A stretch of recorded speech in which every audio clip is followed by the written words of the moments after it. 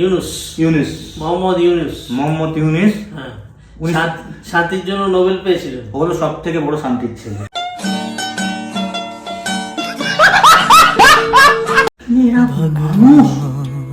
হিন্দুদের বাড়ি বলো, মানে মন্দির বলো, সব সব জ্বালিয়ে দিচ্ছে। সব জ্বালিয়ে পুড়িয়ে দিচ্ছে। ওখানকার হিন্দুরা একটা হিন্দু ভালো নেই, সব সময় আতঙ্কে থাকে। মানে 71 সনের আগে 1971 ওরা ভুলে গেছে।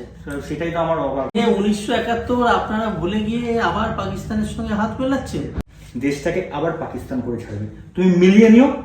কেন ওদেরকে যা বোঝানো হচ্ছে তাই ওরা তাই বুঝছে। মানে ওখানকার স্টুডেন্টরা যে আমরা কি শিক্ষার জায়গায় কি শিখি, আমরা পড়াশোনা শিখি, আমরা শিখি কালচার শিখি, আমরা মানুষকে কিভাবে ভালো রাখবো, ভালো করব, এই শিক্ষা আমরা অর্জন করি তো ছোটবেলা থেকে, বা মা বাবার থেকে তো আমরা এই শিক্ষাটি অর্জন পেয়ে এসেছি সাধারণত।